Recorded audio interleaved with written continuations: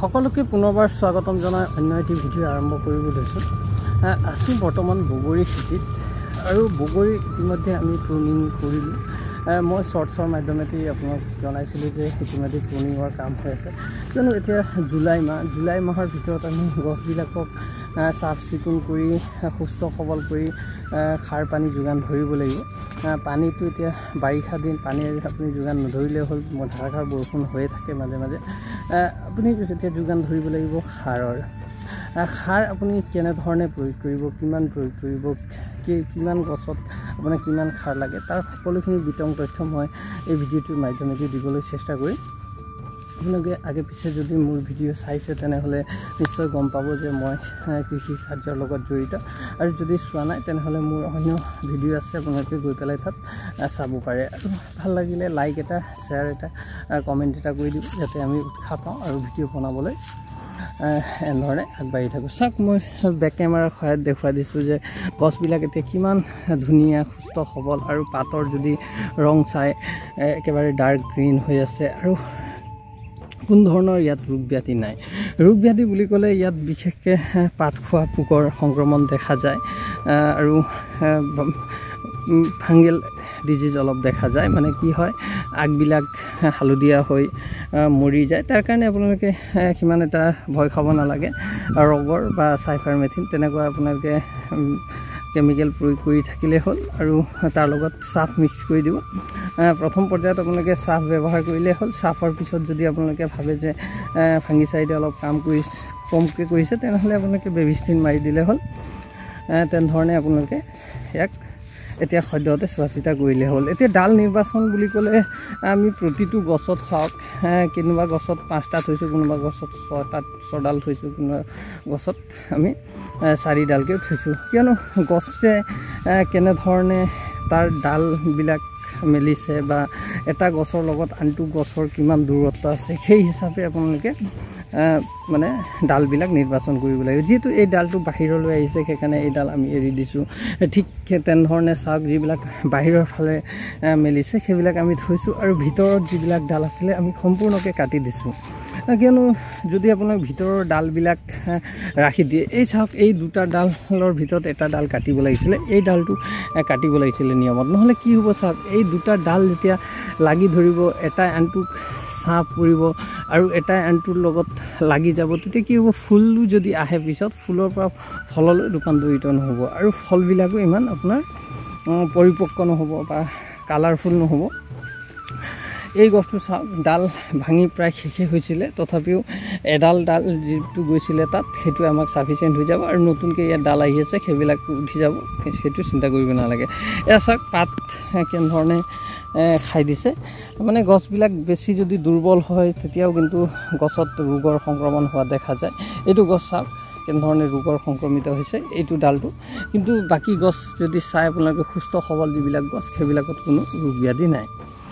এতিয়া আহোঁ আমি সাৰ আপুনি ৰাসায়নিক সাৰ কিমান প্ৰয়োগ কৰে বা জৈৱিক সাৰ কিমান প্ৰয়োগ কৰে, সেইটো আপোনাৰ মাটিৰ ওপৰতো নিৰ্ভৰ কৰিব। আপোনাৰ মাটিটো কেনেকুৱা, যদি বালিচহীয়া মাটি হয় তেনেহ'লে অলপ সাৰৰ পৰিমাণটো আপোনালোকক বেছিকৈ লাগিব, আৰু যদি আপোনাৰ আলতীয়া মাটি বা ৰঙা মাটি হয়, তেতিয়া আপুনি সাৰৰ পৰিমাণটো অলপ কমাই দিলে হ'ব। এতিয়া আপোনালোকে ইয়াত নাইট্ৰজেনৰ কাৰণে আমি ইউৰিয়া দিব লাগিব, পটেছিয়ামৰ কাৰণে আপোনালোকে পটাছ দিব লাগিব, আৰু ফচফৰাছৰ কাৰণে আপোনালোকে ছুপাৰ দিব লাগিব। NPK এই 3টাটো আপোনাৰ একেবাৰে প্ৰয়োজনীয়। আপোনালোকে DAP, ছুপাৰ আৰু পটাছ এই 3টা মিক্স কৰি দিব পাৰে, বা আপোনালোকে DAP যদি দিয়ে তেনেহ'লে ছুপাৰ নিদিলেও হ'ব, আপুনি DAP আৰু পটাছ দিলেই হ'ল। কিন্তু যদি DAP নিদিয়ে তেনেহ'লে ইউৰিয়া, ছুপাৰ, পটাছ এই 3টা মিহলাই দিলেই হ'ল। পৰিমাণ যদি বুলি কওঁ, এইটো হ'ল আমাৰ 3 বছৰীয়া গছ। এটা প্ৰতিটো গছত আধা কেজিকৈ আপোনালোকে সাৰ দিব পাৰিব লাগিব।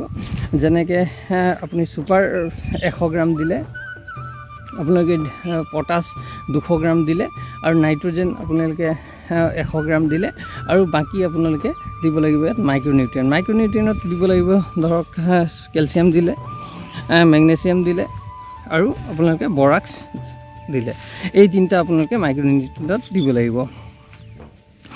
কেলছিয়াম, মেগনেছিয়াম আৰু বৰাক্স এই 3টা যদি দি দিয়ে পিছলৈ আপোনাৰ কিন্তু অসুবিধা নহ'ব আৰু পাৰিলে আপোনালোকে জিংক দিব পাৰে ধৰক প্ৰতিটো গছত সকলো মিলাই পেলাই 500 গ্ৰামকৈ যদি আপুনি এটা গছত পৰাকৈ গোটেই ফিল্ডত বা গছৰ চাৰিওফালে গুৰিটো চাফা কৰি তাৰ চাৰিওফালে দিলে হৈ গ'ল আমি কিন্তু সম্পূৰ্ণ বাৰীতে দি দিওঁ এইটো আমি চাফা কৰিম কেইদিন পিছত চাফা কৰি ইয়াত সম্পূৰ্ণ কোৰেৰে নিৰানি কৰিম নিৰানি কৰাৰ পিছত যেতিয়া বাৰীটো ওলাব তেতিয়া আমি সাৰ প্ৰয়োগ কৰিম জুলাই আগষ্ট লাষ্টৰ ফালে আপোনালোকে সাৰ দিলে হ'ল এতিয়া ইমান উপযুক্ত সময় হোৱা নাই আৰু জৈৱিকত আপোনালোকে প্ৰতিটো গছক 10 কেজিকৈ ধৰক গোবৰ বা কেঁচু সাৰ বা পচন সাৰ হোৱাকৈ আপোনালোকে 10 কেজিকৈ দিব পাৰে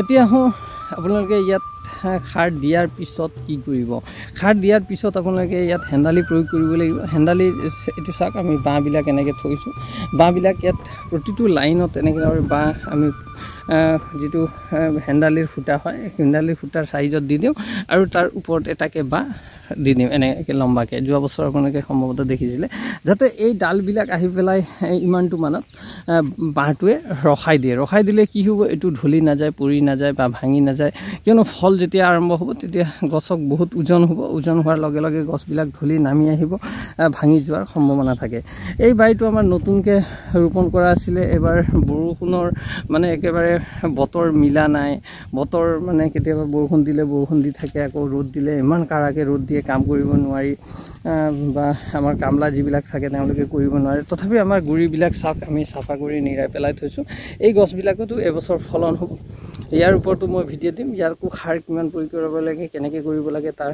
সবিশেষ ভিডিঅ' এটা মই প্ৰেৰণ কৰি আপোনালোকৰ কাৰণে ইমানটোতে আজি মোৰ ভিডিঅ'টো সমাপ্ত কৰিলোঁ ধন্যবাদ জয় আই অসম